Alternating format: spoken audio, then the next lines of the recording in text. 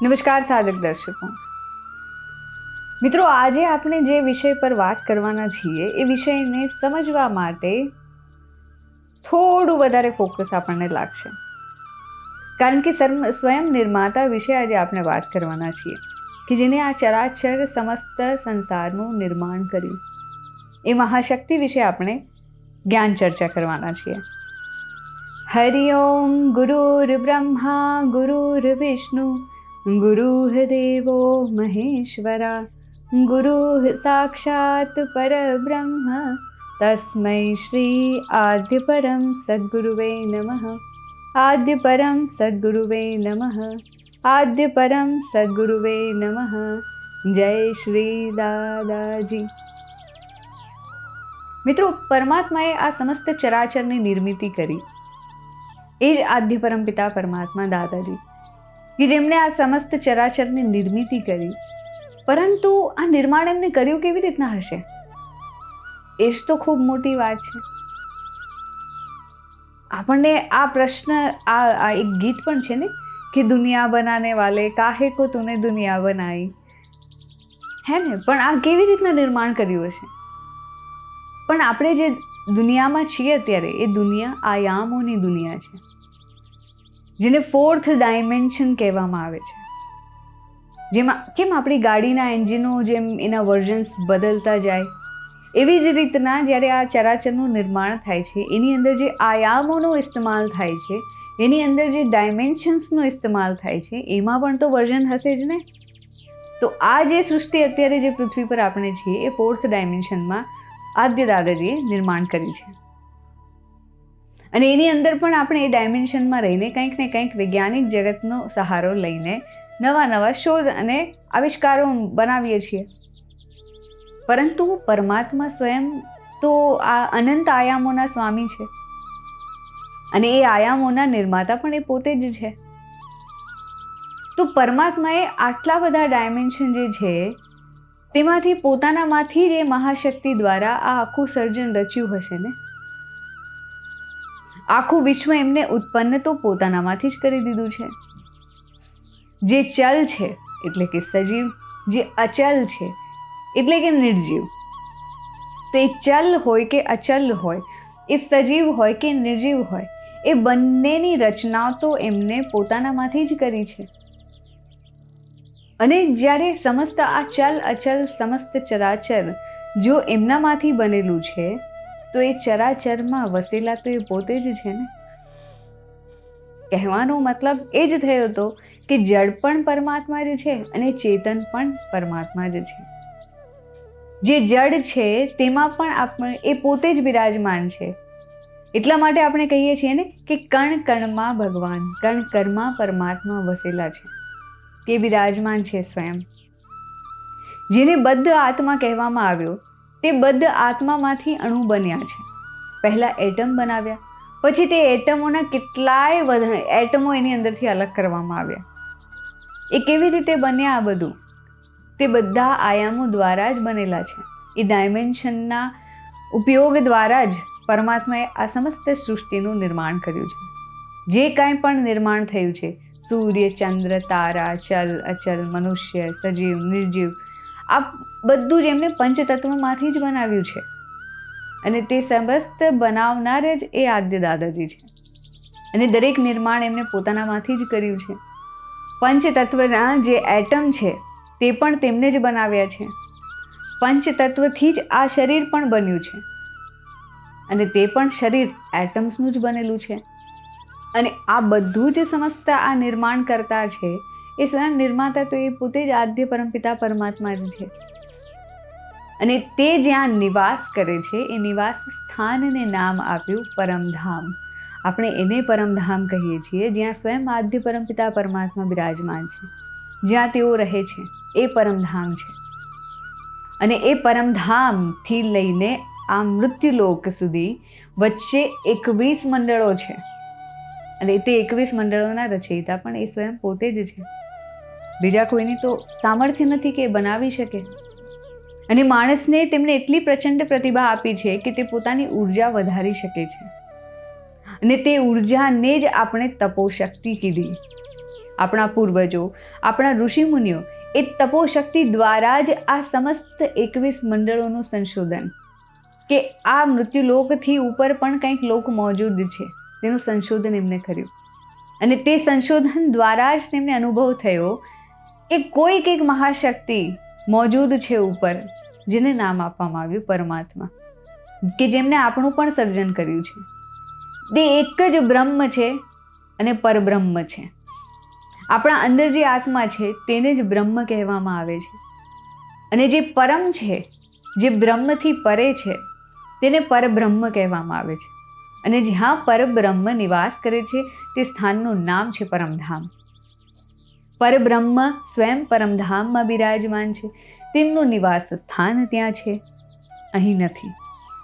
પરંતુ જોવામાં આવે તો જડ અને ચેતન એ બંનેમાં બિરાજમાન છે. એ દરેક જગ્યાએ મોજૂદ છે, કારણ કે એ સમસ્ત ચરાચરનું નિર્માણ જ એમનામાંથી થયું છે. દરેક જગ્યાએ પંચતત્વના એટમ્સ છે, કણ છે, સૂક્ષ્મતમ કણ પણ છે.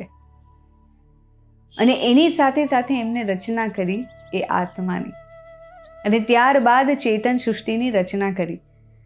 બદ્ધ આત્મા અને ચેતન આત્મા એટલે મટીરિયાલિસ્ટિક વર્લ્ડ એટલે કે બદ્ધ, અને સ્પિરિચ્યુઅલ વર્લ્ડ એટલે કે આત્મા. જે ચેતન છે તેને આધ્યાત્મિક કહી શકાય, અને જે પંચતત્વ છે તે ભૌતિક છે. અને આખી કાયનાત તો એમણે જ બનાવી છે, પરમાત્માએ જ બનાવી છે. તમે તેમને, આપણે અલગ અલગ ભાષામાં આપણે આ જે પંચતત્વની જે દુનિયા છે એમાં એને ઘણા નામથી આપણે સંબોધન કરીએ છીએ. કોઈ ગોડ કહે છે, કોઈ અલ્લાહ કહે છે, કોઈ ઈસુ કહે છે. પરંતુ અંતે તો એ બધા તત્વ જઈને મળે તો એકમાંથી જ નિર્માણ થયા છે ને.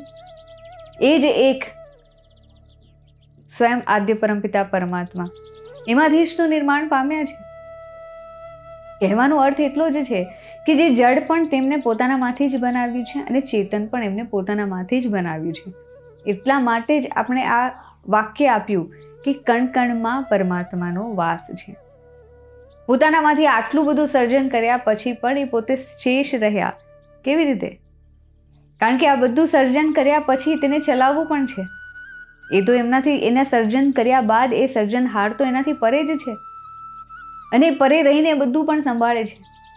તેના ઉપર નિયંત્રણ પણ રાખવાનું કામ એ કરે છે.